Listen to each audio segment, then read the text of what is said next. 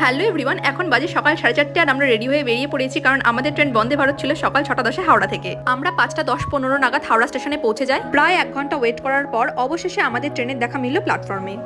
প্রায় 1 kilometre orange কালারের train দিয়েছে, সাদা কালার না দিয়ে। বন্দে ভারত ছিল 6:10, অলরেডি 26 মিনিট ট্রেনটা লেট। আর ট্রেনের ভেতরটা ছিল কিছুটা এইরকম, আর তার সাথে ছিল কমপ্লিমেন্টারি 1 লিটারের জলের বোতল।